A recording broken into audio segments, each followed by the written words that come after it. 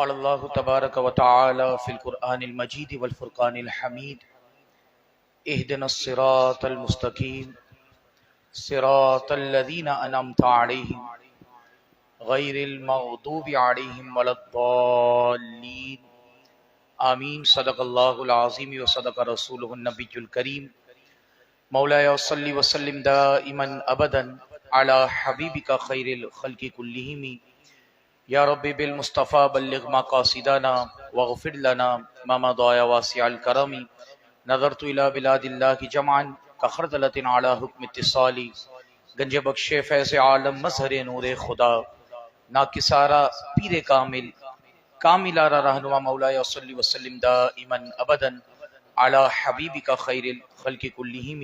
حمد و صلات کے بعد انتہائی واجب الاحترام سامعین اکرام اور حاضرین اکرام، السلام علیکم ورحمۃ اللہ وبرکاتہ و مغفرت. بحمد اللہ تعالی، اللہ تبارک و تعالی کا کروڑا کروڑ کرم اور اس کے پیارے محبوب علیہ الصلوۃ والسلام کی ہم پر نظر عنایت کہ اللہ تبارک و تعالی نے آج ایک مرتبہ پھر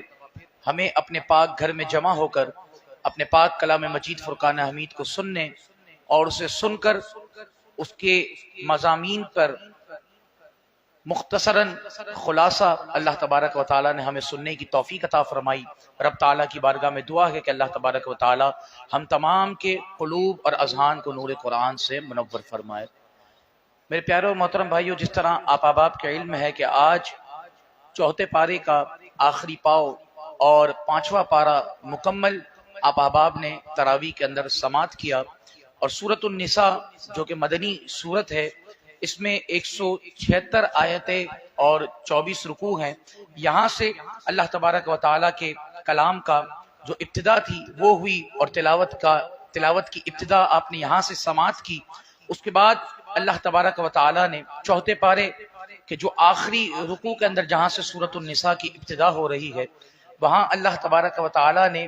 سب سے پہلے عورتوں کے جو حقوق اور اس کے ساتھ ساتھ مردوں کے لیے کیا معاملات ہیں، مرد کتنی شادیاں کر سکتا ہے اور کن صورتوں میں کر سکتا ہے، اور کیا اس کے رہنے سہنے کے معاملات ہوں گے، کس طرح وہ عدل قائم کرے گا، ان تمام معاملات کو اللہ تبارک و تعالیٰ نے ابتدا کے اندر بیان فرمایا. اور پھر اللہ تبارک و تعالیٰ نے وراثت کے جو مسائل ہیں اسے اللہ تبارک و تعالیٰ نے بیان فرمایا، اور وراثت کے مسائل کے بعد اللہ تبارک و تعالیٰ نے باندیوں کے مسائل کو بیان فرماتے ہوئے پانچویں پارے کی ابتدا ہوئی. اور پانچویں پارے کے اندر اللہ تبارک و تعالیٰ نے سورۃ النساء کی آیت نمبر 29 کے اندر مسلمانوں کو اور ایمان والوں کو ایک اصول دیا اور دنیا کے اندر زندگی گزارنے کا ایک اسلوب دیا کہ تمہیں اپنی دنیاوی جو منفعتیں ہیں، تمہیں اپنا جو دنیاوی رزق ہے وہ کس طور پر حاصل کرنا ہے اور کس طرح سے حاصل کرنا ہے. تو اللہ تبارک و تعالیٰ نے ارشاد فرمایا، ارشاد ربی ہو رہا ہے، بسم اللہ الرحمن الرحیم. اللہ تبارک و تعالیٰ کے بابرکت نام سے شروع جو نہایت ہی مہربان اور رحم فرمانے والا ہے. فرمایا گیا، یا ایھا الذین آمنو، اے ایمان والو، لا تأکلوا مت کرو عن تراض منکم، اور وہ تجارت کیسی ہو کہ باہمی رضامندی کے ساتھ ہو، آپس میں ایک دوسرے کے ساتھ رضامندی کے ساتھ ہو. ولا تقتلوا انفسکم، اور رزق کے ڈر سے اور مال کی تنگی کے ڈر سے اپنے آپ کو ہلاک نہ کرو. ان اللہ کان بکم رحیما، بے شک اللہ تبارک و تعالی بے حد رحم فرمانے والا ہے. اللہ تبارک و تعالی نے یہاں پر یہ آیت مبارکہ کے اندر ارشاد فرمایا کہ یا ایھا الذین آمنو لا تأکلوا اموالکم بینکم بالباطل، کہ آپس میں ایک دوسرے کے مال کو ناحق طور پر نہ کھاؤ. یہ بظاہر دو جملوں کے اندر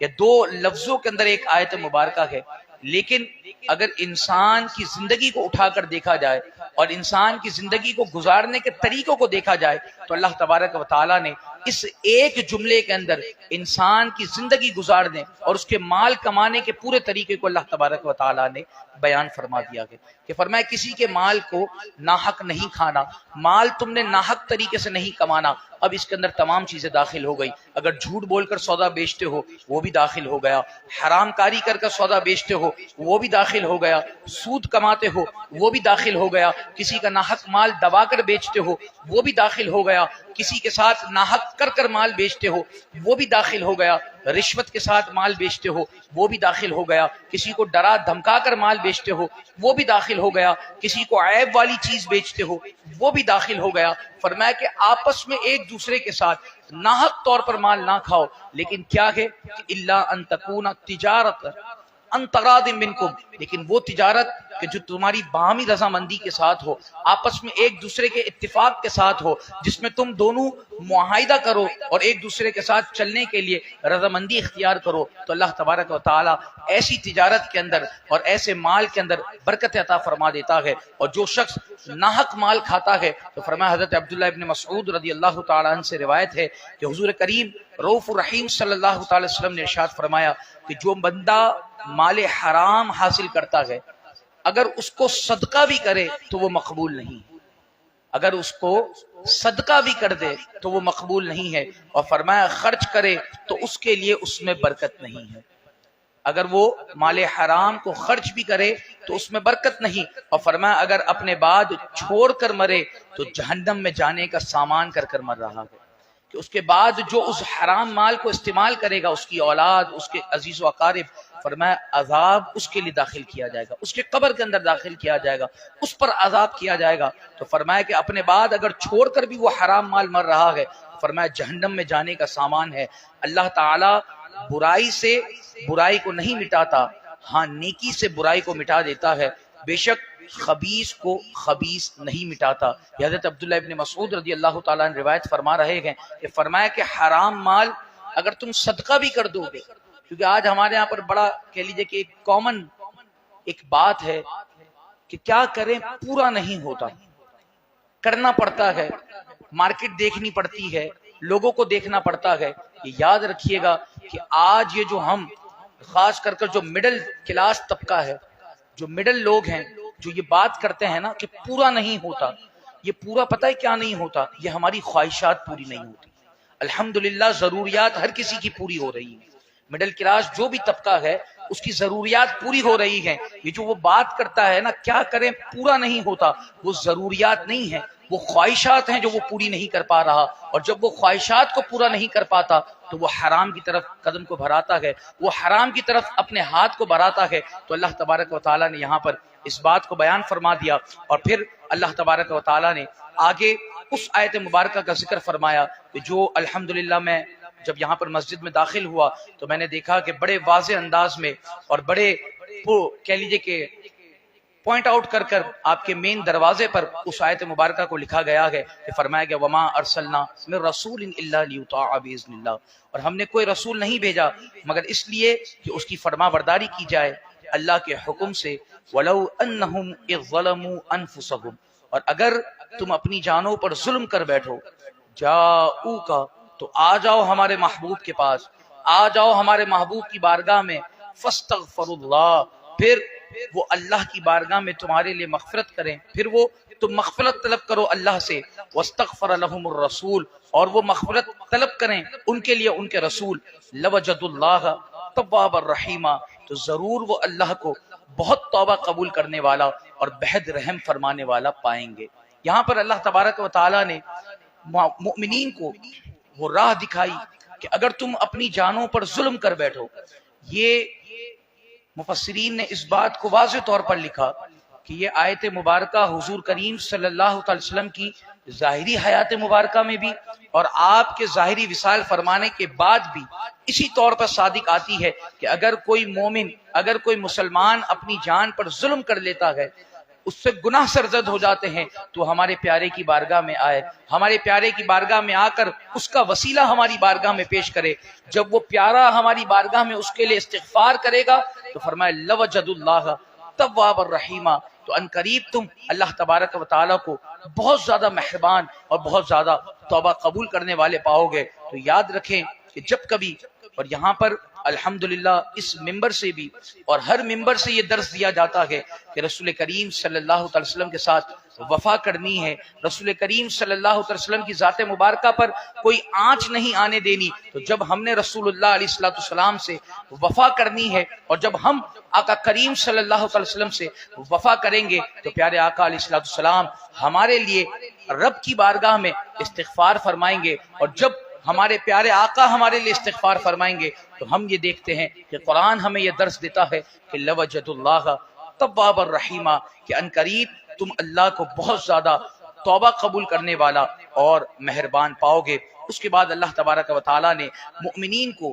وہ مومن اور وہ صحابہ کرام علیہم رضوان جو آقا کریم صلی اللہ علیہ وسلم کی معیت میں نماز ادا کرنا چاہتے تھے، اور ان میں سے کوئی بھی گروہ یہ نہیں چاہتا تھا، جنگ کا موقع تھا اور سامنے کفار تھے، تو اب صحابہ یہ چاہتے تھے کہ ہر شخص اور ہر صحابہ یہ چاہتے تھے کہ ہم رسول کریم صلی اللہ علیہ وسلم کی معیت میں نماز ادا کریں، ان کی اقتداء میں نماز ادا کریں، ہمارے امام، ہمارے مقتدی، ہمارے پیارے آقا صلی اللہ تعالی وسلم ہو۔ تو اس وقت اللہ تبارک و تعالیٰ نے صلاۃ الخوف کا طریقہ کار آیت اس 5ویں پارے کے اندر اللہ تبارک و تعالیٰ نے ارشاد فرمایا، اور فرمایا وَإِذَا ضَرَبْتُمْ فِي الْأَرْضِ فَلَيْسَ عَلَيْكُمْ جُنَاحٌ أَن تَقْصُرُوا مِنَ الصَّلَاةِ، فرمایا جب تم زمین میں سفر کرو تو تم پر کوئی حرج نہیں کہ تم نماز کے اندر قصر کرو۔ قصر کیا ہے کہ 4 رکعت والی جو فرض ہے اسے 2 کر ادا کیا جائے، اور پھر فرمایا گیا ان خفتم ان یفتنکم الذین کفروا، اور اگر تمہیں خطرہ ہو کہ کافر تمہیں اذیت پہنچائیں گے، فرمایا ان الکافرین کانوا لکم عدوا مبینا، تو بے شک کفار تمہارے کھلے دشمن ہیں۔ پھر اللہ تبارک و تعالیٰ نے صلاۃ الخوف کا طریقہ عطا فرمایا کہ وَإِذَا كُنْتَ فِيهِمْ فَأَقَمْتَ لَهُمُ الصَّلَاةَ، کہ اے محبوب جب آپ ان کے درمیان ہو اور خوف کے وقت آپ انہیں نماز پڑھائیں تو کیا ہو کہ فَلْتَقُمْ طَائِفَةٌ مِّنْهُمْ مَعَكَ وَلْيَأْخُذُوا أَسْلِحَتَهُمْ، تو چاہیے کہ وہ 2 گروہ کے اندر بٹ جائیں، ایک گروہ آپ کی معیت میں، آپ کی اقتداء میں نماز پڑھنا شروع کرے اور وہ اسلحے کو اپنے ساتھ رکھے، اور دوسرا گروہ جو دوسرا گروہ ہو وہ دشمن کے آگے کھڑا رہے تاکہ وہ آپ پر حملہ آور نہ ہو سکے۔ فَإِذَا سَجَدُوا فَلْيَكُونُوا مِن وَرَائِكُمْ، پھر جب وہ ایک سجدہ یعنی ایک رکعت مکمل ہو جائے تو وہ تمہارے ساتھ تھے وہ پیچھے کی طرف چلے جائیں، وہ دشمن کے آگے چلے جائیں۔ وَلْتَأْتِ طَائِفَةٌ أُخْرَى، اور جو دوسرا گروہ ہے یعنی جو دشمن کے آگے کھڑا تھا اب وہ دوسری رکعت کے اندر آ کر شامل ہو جائے۔ لم يصلوا، جنہوں نے ابھی نماز نہیں پڑھی تھی، فَلْيُصَلُّوا مَعَكَ، تو چاہیے کہ وہ آپ کے ساتھ نماز پڑھیں۔ وَلْيَأْخُذُوا حِذْرَهُمْ وَأَسْلِحَتَهُمْ، اور وہ اپنی حفاظت کا سامان اور ہتھیار اپنے ساتھ لیے رکھیں، یعنی سائیڈ میں نہیں رکھنا بلکہ اپنے ساتھ لیے رکھ کر نماز ادا کرنی ہے۔ تو فرمایا یہ وہ طریقہ کار تھا کہ ایک آیت مبارکہ، ایک رکعت وہ ایک گروہ نے ادا کی، اب وہ دشمن کے سامنے چلا گیا، دوسرا گروہ آیا، اس نے آ کر ایک رکعت آقا کریم صلی اللہ علیہ وسلم کے ساتھ ادا کی، اب رسول کریم صلی اللہ علیہ وسلم نے سلام پھیر دیا، اور جو ایک گروہ آپ کے ساتھ ملا تھا یہ کھڑا ہوا اور اس نے کھڑے ہو کر اپنی نماز مکمل کی، اور یہ اب دشمن کے سامنے چلا گیا۔ اب جو ایک رکعت جس نے پڑھی تھی، اتنا سب کیا گیا، اتنے تمام معاملات کیے گئے، لیکن رسول کریم صلی اللہ علیہ وسلم کی ابتداء میں نماز کا انہیں یہ خاص کہہ لیجئے کہ انعام دیا گیا کہ اتنی دیر ہو جانے کے باوجود بھی وہ دوبارہ لوٹے، آ کر اپنی دوسری رکعت ادا کی اور اپنی نماز کو مکمل کیا۔ تو اس طرح دونوں گروہوں نے آقا کریم صلی اللہ علیہ وسلم کی معیت میں اور آقا کریم صلی اللہ علیہ وسلم کی اقتداء میں اپنی نمازوں کو پورا کیا، اور پھر اس کے بعد اللہ تبارک و تعالیٰ نے بالکل اختتام کی طرف منافقین کی ایک عادت کو بیان کیا اور فرمایا گیا ان المنافقین یخادعون اللہ وهو خادعهم، کہ بے شک منافق اپنے خیال میں اللہ کو دھوکہ دینا چاہتے ہیں، اس حال میں کہ اللہ ان کے دھوکے کی سزا انہیں دینے والا ہے۔ اور ان کی ایک عادت کو بیان کیا گیا کہ وَإِذَا قَامُوا إِلَى الصَّلَاةِ، جب وہ نماز کے لیے کھڑے ہوتے ہیں، قاموا کسالا، تو وہ سستی کے ساتھ کھڑے ہوتے ہیں، انہیں خشوع و خضوع کے ساتھ وہ نہیں کھڑے ہوتے بلکہ سستی کے ساتھ کھڑے ہوتے ہیں۔ تو ہم اور آپ اپنے آپ پر غور کریں کہ جب ہم نماز کے لیے کھڑے ہوتے ہیں تو ہماری کیفیت کیا ہوتی ہے، ہم کس کیفیت میں کھڑے ہوتے ہیں، ہماری کیفیت کیا ہوتی ہے، ہم آیا نماز کے شوق میں اور نماز کی محبت میں کھڑے ہوتے ہیں، یا ہم بھی نعوذ باللہ من ذالک ان منافقین کی طرح سستی کرتے ہوئے اور بڑی کہہ لیجیے کہ بے دلی کے ساتھ اور بے مروتی کے ساتھ نماز کے لیے آتے ہیں۔ کہیں ہم میں یہ عادت تو نہیں؟ اگر ہم میں یہ عادت موجود ہے اور اگر ہم نماز میں سستی کرتے ہیں اور اگر ہمارا نماز میں دل نہیں لگتا تو اس آیت مبارکہ کو اپنے ذہنوں کے اندر راسخ رکھیں، اپنی ذہنوں کے اندر موجود رکھیں کہ یہ جو عادت ہے اور یہ جو کہہ لیجیے کہ معاملہ ہے یہ منافقین کی عادتوں میں سے ہے کہ فرمایا وَإِذَا قَامُوا إِلَى الصَّلَاةِ، جب وہ نماز کے لیے کھڑے ہوتے ہیں، قاموا کسالا، تو وہ سستی کے ساتھ کھڑے ہوتے ہیں، ان کا دل نہیں لگتا، وہ دل جمعی کے ساتھ نہیں کھڑے ہوتے۔ اور بزرگان دین کا طریقہ کار کیا تھا کہ تو نماز کے اندر اپنا دل کس طرح لگاتے تھے. ایک بزرگ رحمت اللہ تعالی علیہ سے پوچھا گیا کہ آپ نماز کے اندر اپنے دل کو کس طرح لگاتے ہیں؟ فرمایا کہ میں جب نماز کے لیے آتا ہوں تو آ کر پہلے ایک جگہ بیٹھ جاتا ہوں اور پھر اپنے تمام اعضاء کو ایک جگہ جمع کرتا ہوں، یعنی ذہن کو، نظر کو، آنکھ کو، ہاتھ کو، ٹانگوں کو، الغرض دل کے تمام معاملات کو ایک جگہ جمع کر کر پھر اپنے جسم سے مخاطب ہوتا ہوں کہ دیکھ کتنی بڑی بارگاہ میں کھڑا ہونے جا رہا ہے،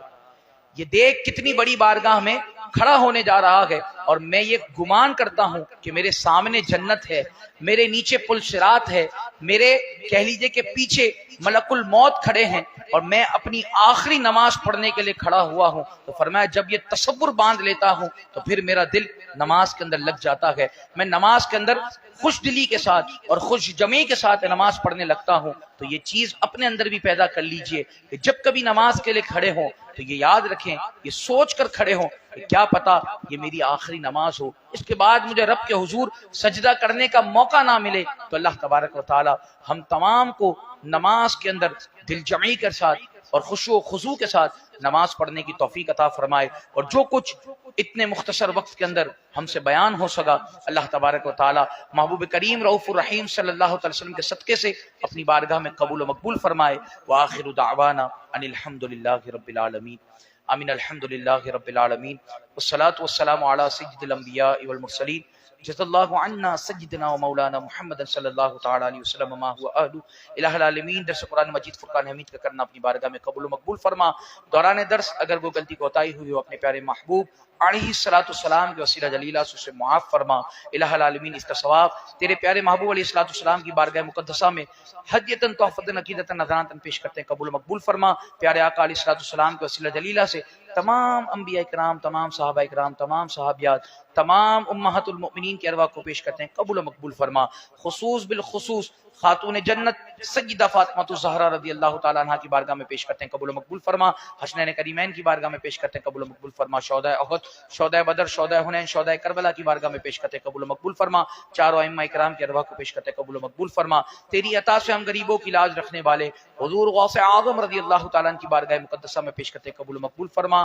تمام سلاسل کے بزرگان دین کو پیش کرتے ہیں، قبول و مقبول فرما. حاضرین محفل میں جن کے عزیز و اقارب اس دار فانی سے کوچ کر گئے تمام کی ارواح کو پیش کرتے ہیں، قبول و مقبول فرما. مالک و مولا درس قرآن مجید فرقان حمید کی برکت سے ہم تمام کی دلی جائز مرادوں کو پورا فرما. تمام پریشان حالوں کی پریشانیوں کو دور فرما. جتنے بھی بیمار ہیں، جن کے جاننے والوں میں بیمار ہیں، صدقہ امام زین العابدین کا تمام بیماروں کو صحت کامل عاجل عطا فرما. جو مانگ سکے عطا فرما، جو نہ مانگ سکے بن مانگے عطا فرما. وصلی اللہ تعالی علی خیر خلقی ونور عرشی وزینت فرشی محمد وعلی آلہ واصحابہ اجمعین برحمتک یا ارحم الراحمین بحق لا الہ